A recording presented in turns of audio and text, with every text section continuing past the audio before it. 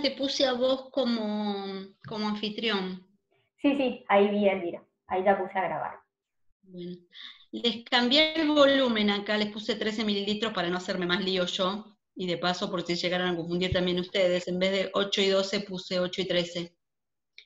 Y a ver si, saber si me habían entendido acá, supuse que no, les quería hacer un dibujo en el caso de que no me hubieran entendido por qué se calcula así hidróxido de sodio, el número de moles de hidróxido de sodio con esta resta que está acá.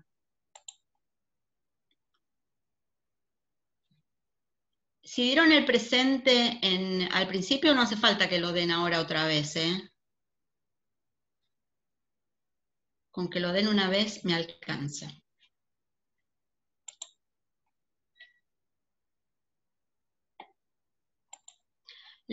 A mí no me quedó muy claro. Sí, ahora lo voy a explicar de otra forma, porque es no es fácil de ver. Igual, lo que me parece que sí es simple de ver es por qué se calcula así el número de moles de carbonato, ¿no? Si al volumen, a la fenolftaleína le resto, perdón, si el volumen al verde de bromocresol, que serían los 13 mililitros, le resto los 8 mililitros, me van a quedar esos 5 mililitros que solamente se utilizaron para neutralizar al carbonato. O sea, en ese momento yo ya lo tenía como bicarbonato y lo pasé a ácido carbónico. O sea, esta parte de acá es más simple de ver. Ahora vamos a ver si podemos entender esto, qué quiere decir que a 2 veces el volumen a la fenolftaleína le tengo que restar el volumen al verde del bromocresol. Y se lo quería mostrar haciendo un dibujito.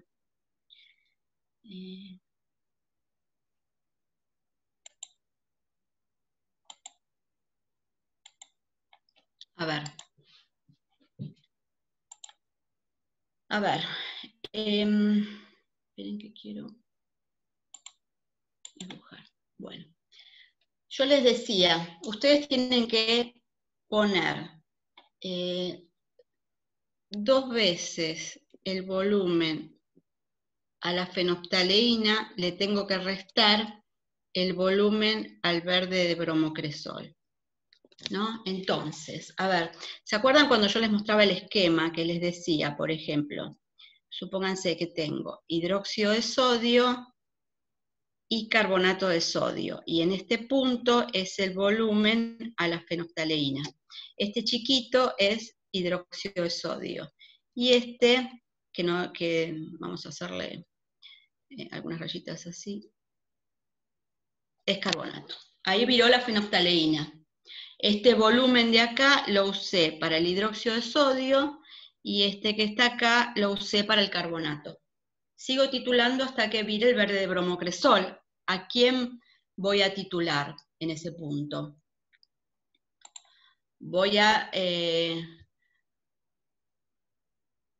titular al carbonato, muy bien. Entonces, voy a gastar un volumen equivalente al que gasté en esta parte, pero también para titular al carbonato. En este punto viró el verde de bromocresol. ¿Está? Bueno, este volumen obviamente es igual a este que está acá. Estos dos son iguales.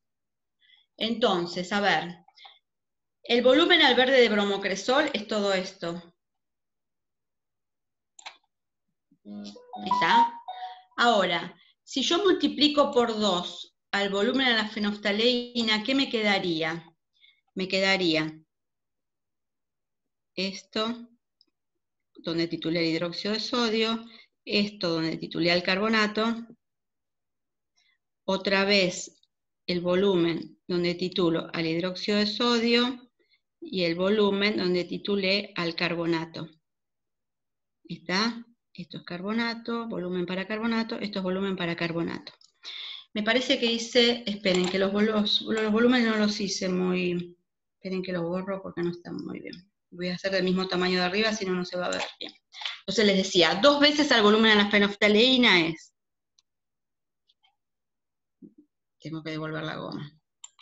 Ahí está. Entonces me queda este,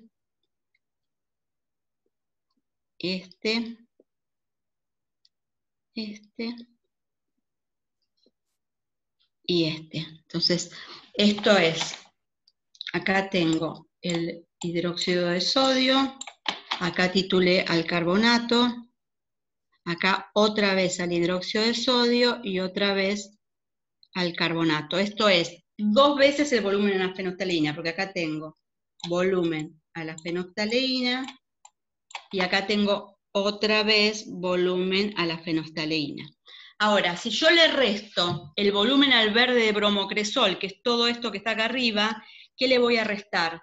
Voy a sacar este, voy a sacar este y voy a sacar este, que es todo esto que está acá. ¿Qué me queda? Solamente el volumen con que titulé al hidróxido de sodio. Por eso, 2 veces el volumen a la fenolftaleína menos el volumen al verde de bromocresol me da este volumen que es el mismo que el que está acá. A ver, ¿se entendió?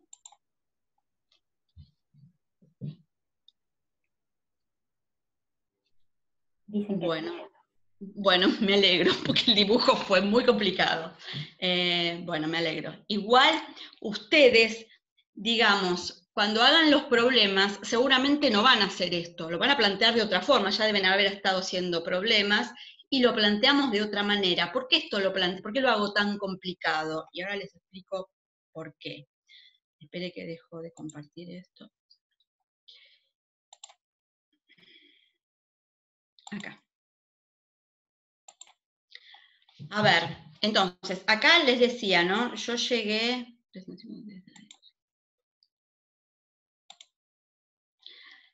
a estas ecuaciones que son una para calcular el número de moles de hidróxido de sodio, otra para calcular el número de moles de carbonato de sodio en una mezcla hidróxido de sodio-carbonato. Y acá tengo las ecuaciones para calcular el porcentaje masa en volumen, o sea, el número de moles de hidróxido de sodio, que es esta que está acá, esperen que agarro algo para marcar mejor, que es esto que está acá, estos serían los moles de hidróxido de sodio, lo multiplico por la masa molar para tener la masa de hidróxido de sodio, lo divido por el volumen de la alícuota para que me dé los moles, la masa por mililitro, lo multiplico por 100 para que me dé la masa por cada 100 mililitros. Y acá lo mismo con los moles de carbonato de sodio. Les decía, yo llego a esta ecuación así, porque después para calcular el error voy a tener que propagar la ecuación para hallar el error del porcentaje masa en volumen, para lo cual tengo que tener todo en una única ecuación donde yo lo único que tengo que hacer van a ser volcar los datos que obtuve en el laboratorio, que van a ser el volumen a la fenolftaleína, el volumen al verde de bromocresol y el factor del ácido clorhídrico que también tiene un error. El volumen de alícuota es 25 mililitros, obviamente también tiene un error, y la masa molar de cada una de las sustancias también va a tener que tener un error. O sea, yo tengo que tener todo en una única ecuación, porque esta va a ser la ecuación que yo voy a tener que derivar respecto de cada una de las variables, o sea, de las mediciones que hice, para llegar al error del porcentaje masa en volumen del hidróxido de sodio. Entonces, insisto, tengo que tener todo en una única ecuación, donde solamente tenga que reemplazar los valores que yo obtuve en el laboratorio. Por eso es que, digamos, parece como que la hago muy complicada si yo, al fin y al cabo, lo podría calcular de otra forma. Si uno tiene varias, en el laboratorio, en los problemas, uno va haciendo todo paso a paso, pero no puedo ir derivando todo paso a paso, tengo que tener todo en una única ecuación, porque si no es un lío después para hallar el error por propagación. Acá les escribí, pero esto en realidad, yo les decía, no se suele hacer en el laboratorio, que es comprobar el poder regulador de un sistema buffer. Y le dan los datos, fíjense que dice que tienen que preparar, no lo veo bien de ahí, tienen que preparar 200 mililitros de una solución reguladora partiendo de 100 mililitros de una solución de fosfato diácido de potasio y una adecuada cantidad de hidróxido de sodio. Lo que hay que hacer, antes que nada, es hacer el cálculo, como si hicieran uno de los problemas, donde les piden averigüe cuánto necesito, qué cantidad necesito de hidróxido de sodio, en este caso es una solución 0,1 molar, para obtener una solución de pH 7. O sea, lo primero que hay que hacer es un cálculo. Y en base a la medición, después se preparaban en el laboratorio y se hacían las mediciones, pero digo, esto se hizo muy pocas veces porque no solíamos tener el pHímetro para poder hacer este experimento. Bueno, de la práctica esto que les dije acá es más o menos todo. Lo que yo les agregué acá, un par de diapositivas más, es porque ustedes tienen que, con la práctica de laboratorio, tienen un cuestionario para contestar. Entonces les puse algunas ayudas, digamos, para ir respondiendo el cuestionario. No sé si lo tienen ustedes ahí, el cuestionario. Esperen a ver si lo puedo encontrar.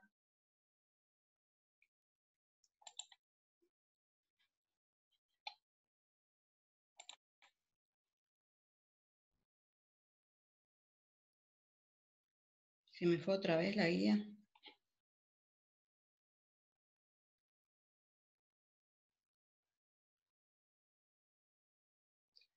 No, no la tengo. ¿Ustedes tienen la guía, el cuestionario de laboratorio para poder verlo mientras yo voy leyendo las preguntas? Porque acá no lo tengo, lo perdí otra vez. Elvira, si querés lo abro yo y comparto mi pantalla. ¿Podés? Creo que sí, voy a ver. Dale.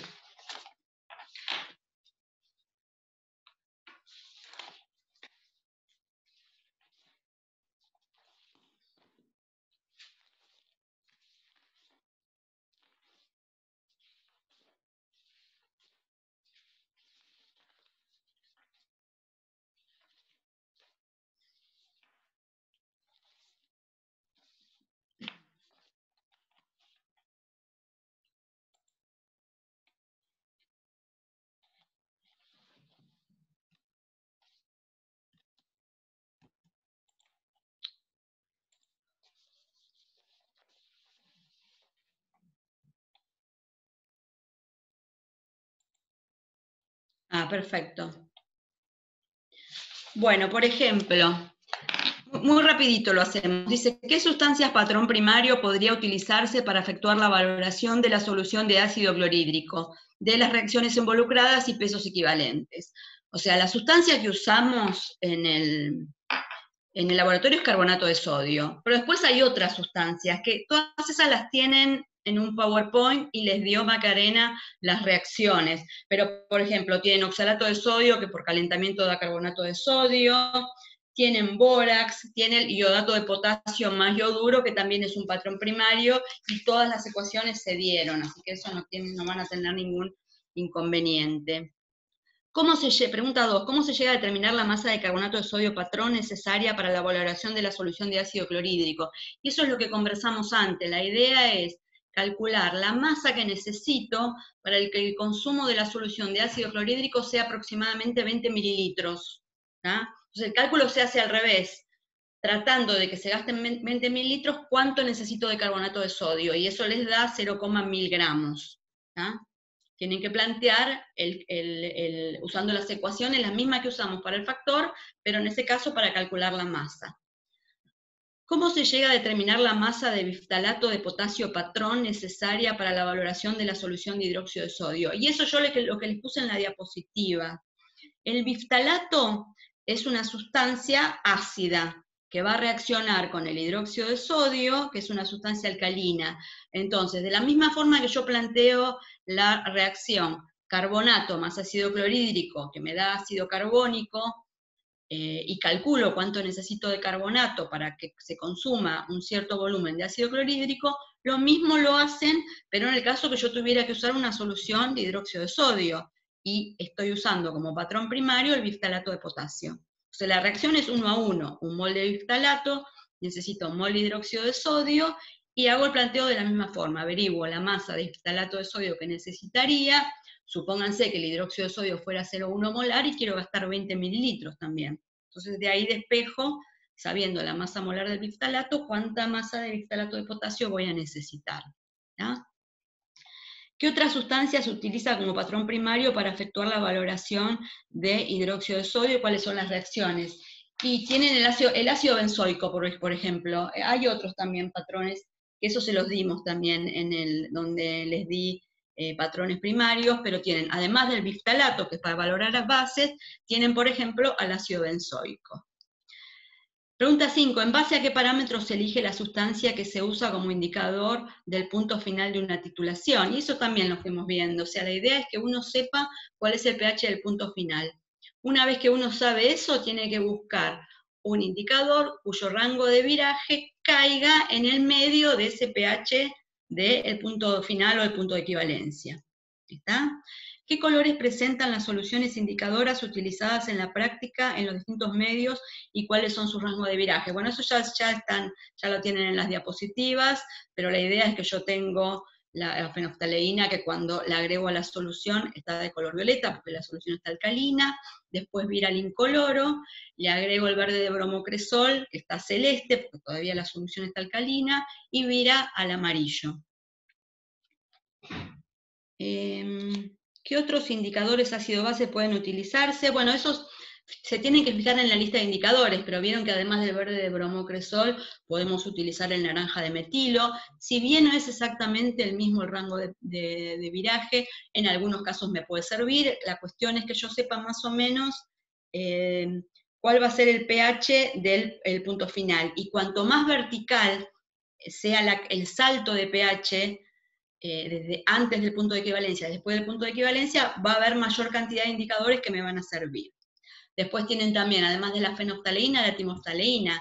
Ya vimos que no es exactamente igual el rango de viraje, pero insisto, si el salto es muy vertical, por ahí puedo utilizar una en vez de la otra. ¿Está? ¿Qué tipo de errores se intenta corregir con la realización de un ensayo en blanco y en qué consiste el mismo? Bueno, el ensayo en blanco consiste en hacer la determinación con las mismas, los mismos reactivos en las mismas condiciones que se hizo la muestra, pero sin la muestra. Y la idea es ver si los reactivos que uso consumen el titulante. Y en ese caso, si los reactivos consumen el titulante, se los tengo que restar al volumen de titulación, porque se supone que el volumen de ácido clorhídrico que voy a usar para hacer los cálculos tiene que haberse consumido solamente, o tiene que haber reaccionado solamente con la muestra. ¿Por qué en la preparación de una solución de hidróxido de sodio se recomienda la utilización de agua destilada recientemente hervida y rápidamente enfriada? La idea es que el agua esté libre de dióxido de carbono, porque si no,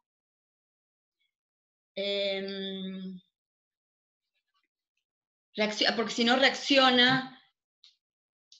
Esperen, ¿qué decía la pregunta? ¿Por qué en la preparación de hidróxido de sodio? Perdón, me había perdido.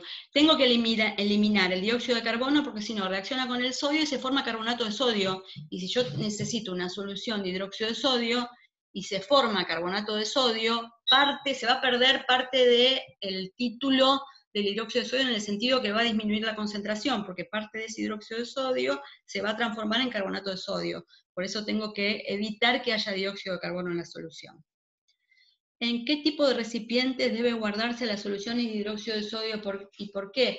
Y tengo que usar botellas de polietileno, porque el recipiente de vidrio, digamos, el vidrio es silicato, y el silicato puede reaccionar con el sodio. O sea, el hidróxido de sodio puede llegar a atacar el vidrio del envase, entonces es mejor usar recipiente de polietileno. Partiendo de la igualdad del número de equivalentes, deduzca la expresión que permite calcular el factor, eso ya lo hicimos. En una titulación de una muestra de amoníaco, ¿en qué medio se encuentra el pH del punto de equivalencia? ¿Qué les parece?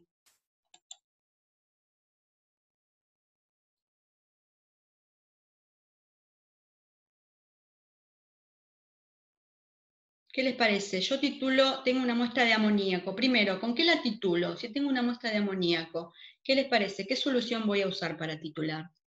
Clorhídrico. Muy bien, clorhídrico. Entonces, ¿qué voy a tener en el punto de equivalencia?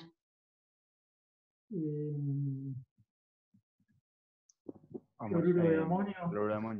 Cloruro de amonio, muy bien. Y el cloruro de amonio es una sal, ¿cómo? Ácida, básica, neutra.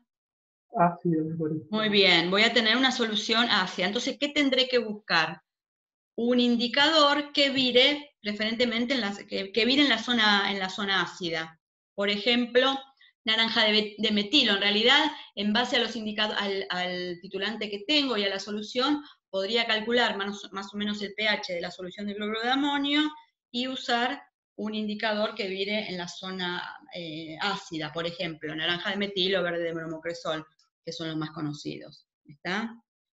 12. 13. Analice la ubicación del punto de equivalencia en la escala de pH y la interrelación de los indicadores para la valoración de una muestra de ácido acético. Esto, el ácido acético es un ácido débil. La curva de titulación sería más o menos como la de algún ácido débil que hayamos visto. No me acuerdo si yo hice de qué ácido usé cuando hicimos la curva de titulación. Pero, digamos, si ustedes se fijan en los capítulos del Coltop que están subidos al aula virtual, en la página 726 tienen la curva de titulación del ácido acético. ¿Ya? Y también tienen marcadas en la misma curva, con el rango de viraje, los indicadores que podrían utilizar. Pero, digamos, son el ácido acético, una solución ácida, podré usar naranja de metilo, y verde de bromocresol, pero fíjense que la curva la tienen, les repito, en la página 726 del Coltop. Creo que es el capítulo 34, tienen subidos el capítulo 34 y el 39. Esa es la 13. La 14, ¿cómo se modifican los colores de viraje de los indicadores en la determinación sucesiva de la muestra compuesta? Bueno, eso en realidad ya lo dije, porque primero pongo fenoftaleína y después verde de bromocresol. ¿Cómo se identifica cualitativamente la muestra compuesta en función de los volúmenes? Eso ya lo vimos, que en función de los volúmenes que mido, tengo que poder deducir de qué mezcla se trata. ¿Cuál y por qué sería una mezcla incompatible entre las... ¿Cuál y por qué sería una mezcla incompatible entre las sustancias que forman la muestra binaria? Bueno, de todas las posibilidades que ustedes tienen, que son hidróxido de sodio, bicarbonato y carbonato, ya sabemos que mezcla incompatible, ¿cuál sería? La que está formada por hidróxido de sodio y bicarbonato. Eso no puedo tener, ¿no?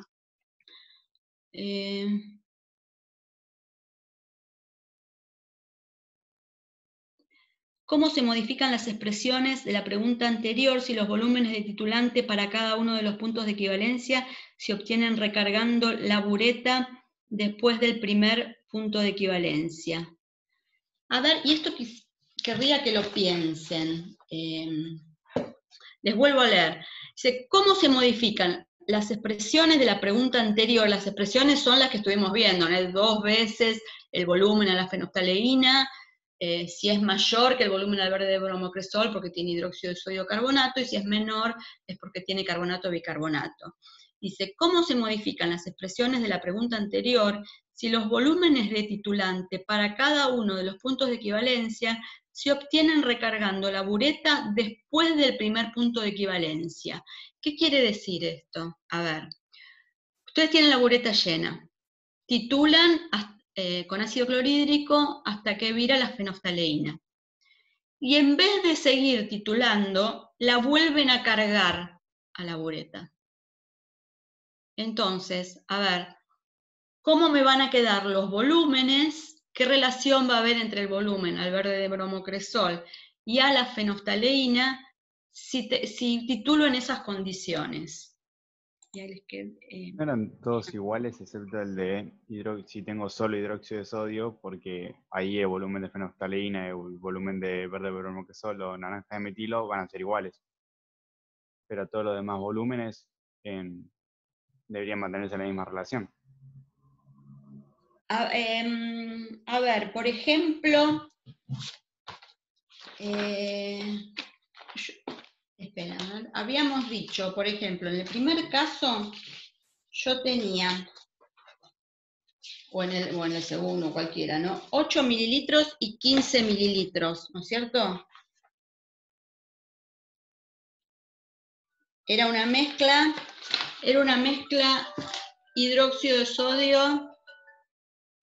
hidróxido de sodio, carbonato de sodio. yo tenía 8 mililitros y 13, ¿no? Sí, 13 mililitros. Entonces, titulo y gasto 8 mililitros. Y ahí viró la fenoftaleína. ¿Está? Perdón, Elvira, no vuelvo a cambiar la muestra, ¿no? No, vuelvo a llenar solo la la bureta. muestra sigue. La muestra sigue. Está bien, No, está bien. Entonces, claro, lo que dije no antes es estaba como mal. habíamos visto otra vez, que eran dos muestras diferentes. Claro, Esto es está bien. distinto. No sé por qué querría hacer esto, pero bueno, vale la pena pensarlo. Entonces, gasto primero 8 mililitros.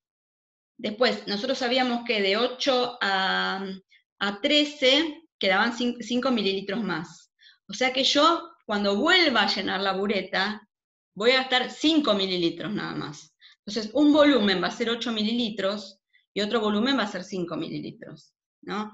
Entonces, el volumen a la fenoftalina, si yo tengo hidróxido de sodio, carbonato,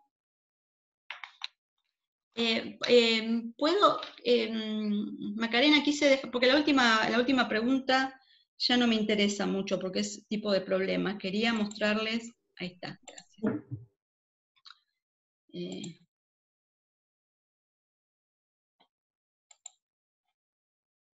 A ver.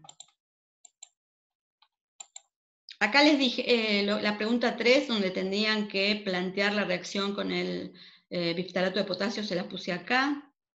Y acá, fíjense, esta es la pregunta 17.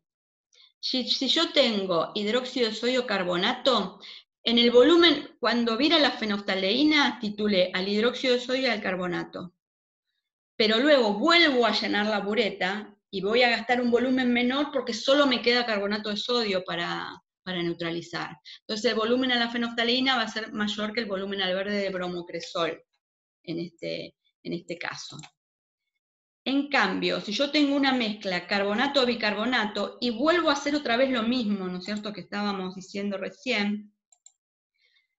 A ver, yo tengo carbonato-bicarbonato. Cuando vira la fenoftaleína, solamente se neutralizó el carbonato. Gasto un volumen. Lleno la bureta. Y voy a seguir titulando. O sea, voy a empezar a titular desde cero, pero voy a seguir con la misma muestra.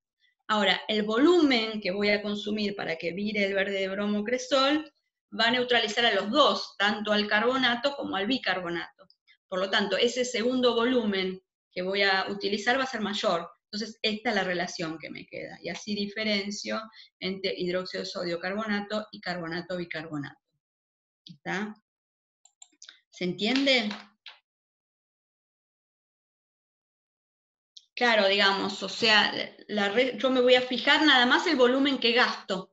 Digamos, no hago ningún. Yo hice la resta porque justo tenía los valores, los números, pero digamos, la idea es que yo mire qué volumen gasto con la fenoftaleína y después a partir de ahí, cuánto gasto con el verde de bromocresol. Y me quedan esas relaciones. Claro, la idea es, claro, se pueden comparar los volúmenes directamente. Por ejemplo, uno cuando titula con todo en una única titulación, sin volver a llenar la bureta, se consumen, digamos, un cierto volumen, después se consume un cierto volumen más, pero en realidad uno lee todo sumado. Acá es como si leyera solamente el otro volumen más que se consumió. Esa sería la idea de este razonamiento. ¿Se entiende?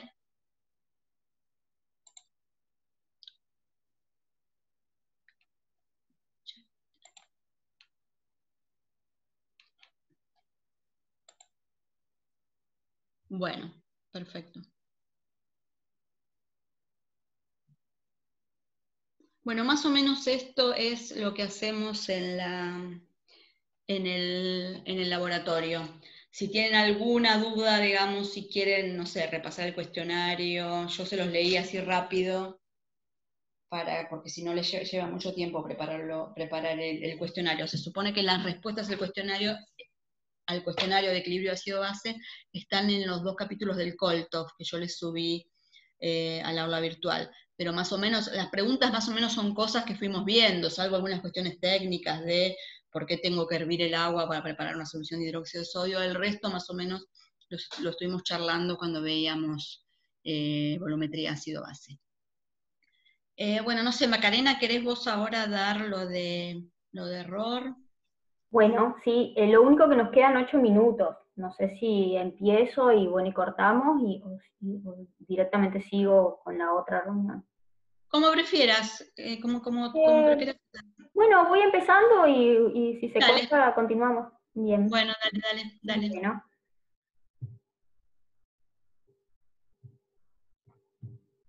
A ver, voy a compartir mi pantalla.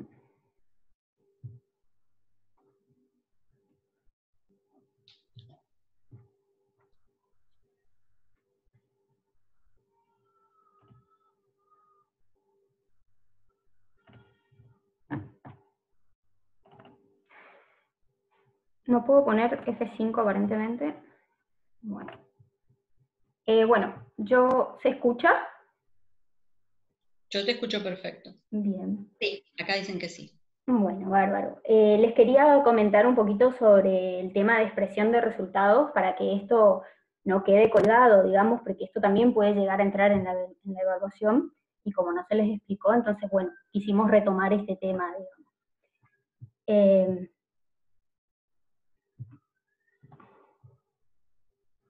Bueno, para tener en cuenta cómo expresar los resultados hay que tener en cuenta las cifras significativas.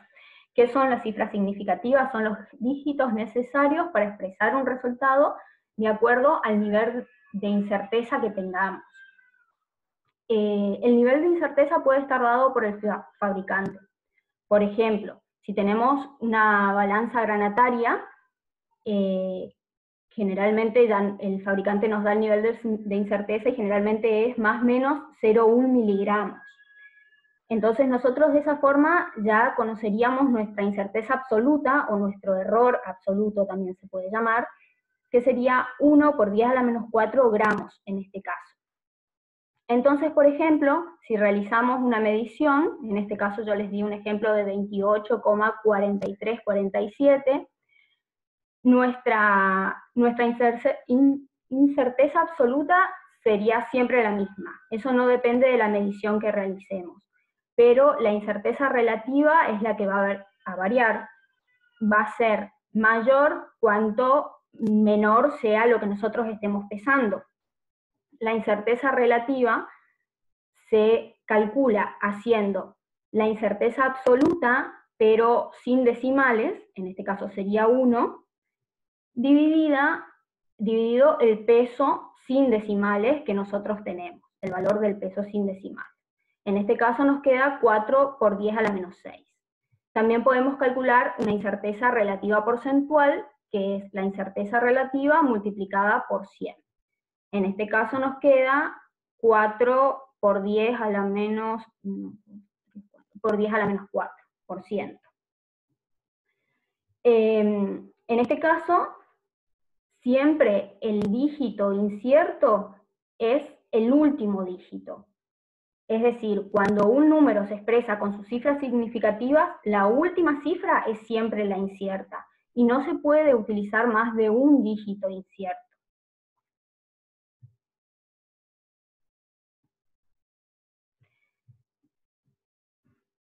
Habíamos hablado de este peso que era 28,4347 gramos. No importa con qué unidades yo lo exprese, este valor siempre va a tener 6 cifras significativas. Lo puedo expresar en miligramos, lo puedo expresar en kilogramos, en toneladas, siempre va a tener 6 cifras significativas. En el caso que yo lo exprese en microgramos, tengo que tener cuidado, porque en este caso no se entendería si los dos últimos ceros son cifras significativas o no. Entonces lo que conviene en ese caso, cuando son números muy grandes, es expresar en notación científica. En ese caso se expresan las cifras significativas multiplicadas por el valor de 10 que corresponda.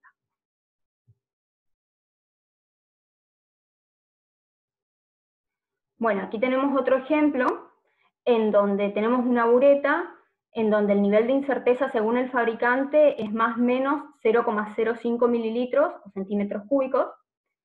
Entonces, en ese caso, por ejemplo, si tenemos una bureta de 25 mililitros y nosotros queremos tener 30,3 mililitros, tendríamos que realizar 2 mediciones, y en ese caso se suman las incertezas y obtendríamos una incerteza total de 0,1 mililitros.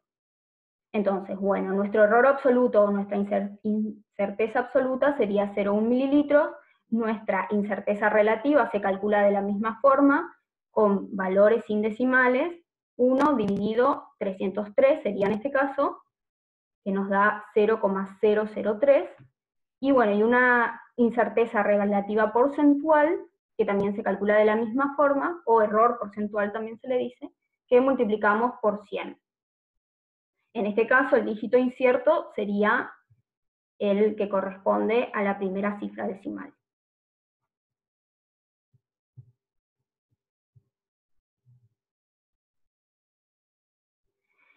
Acá les voy a hablar sobre la propagación de los errores cuando realizamos cálculos numéricos.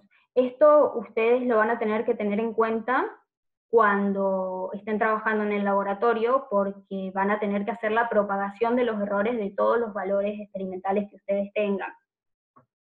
Entonces, por ejemplo, siguiendo con el ejemplo anterior, si nosotros quisiéramos calcular la densidad, suponiendo que la cantidad que nosotros medimos en volumen y la cantidad que nosotros pesamos es la misma, de un líquido, por ejemplo, entonces, para calcular su densidad tenemos que hacer masa sobre volumen, sabíamos la incerteza absoluta que teníamos, tenemos el peso, perdón, la masa más menos la incerteza absoluta, y teníamos también la incerteza absoluta del volumen.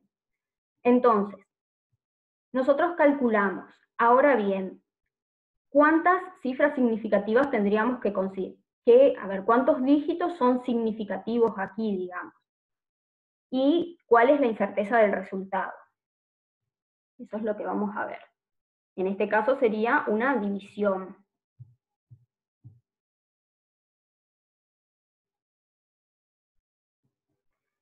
Entonces, la respuesta es que el número de cifras significativas del resultado va a depender, o sea, va a estar limitado por el número de cifras significativas del factor que tenga menor cifra significativa. En este caso es el volumen, que es 30,3, que tiene 3 cifras significativas. Entonces, nuestro resultado va a tener 3 cifras significativas. ¿Sí? Fíjense que es 0,938. Y aquí, volviendo al anterior. Bueno. Macarena. Sí. Aprovechando que volviste con esta diapositiva, te puedo hacer una consulta específicamente de esto que estás diciendo. Sí, cómo no. Porque en ese 0,938 que te da a vos, leyendo las diapositivas, que no me acuerdo si las compartió Elvira o quién las compartió, en un momento dicen que en una multiplicación o división la incerteza relativa del resultado no puede ser menor